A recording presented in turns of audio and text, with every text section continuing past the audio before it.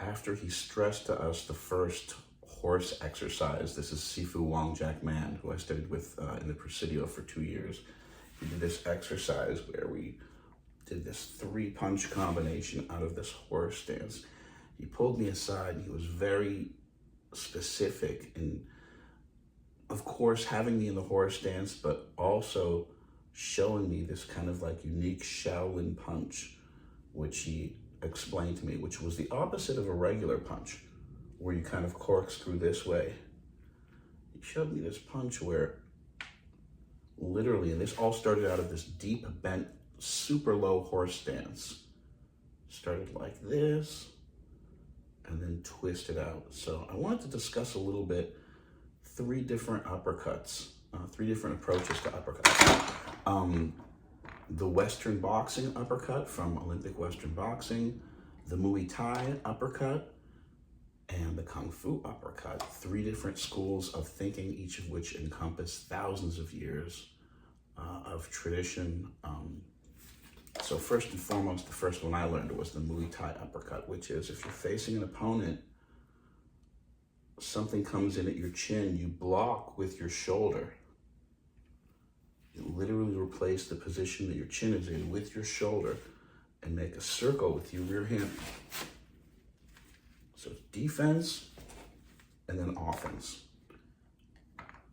Western boxing, Andy Nance showed me, you drop down and you shoot straight up.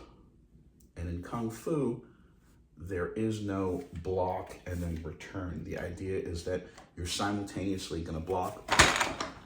And again, this is kind of like the Wong Jack Man punch. It's turning outward like an uppercut, as opposed to a hook punch or a straight punch, which tends to turn over this way. So Chuck Liddell talks about this a little bit.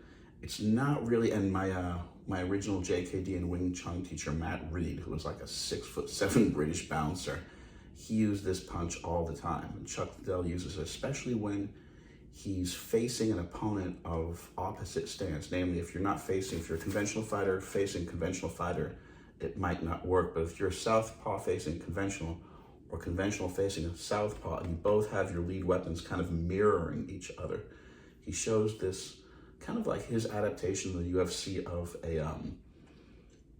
a Kung Fu uppercut. This kind of straight punch where you just open up the hand a little bit, and then and you're kind of like throwing it out wide.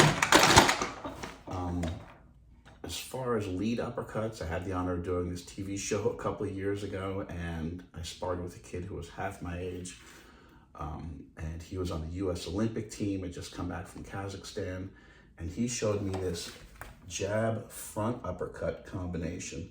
And again, the same thing that applies to the rear uppercut applies to the front uppercut. In Western boxing, you're going to defend and then throw that uppercut, whereas in Kung Fu, you have Lin Seal Dai Da, which is simultaneous attack and defense.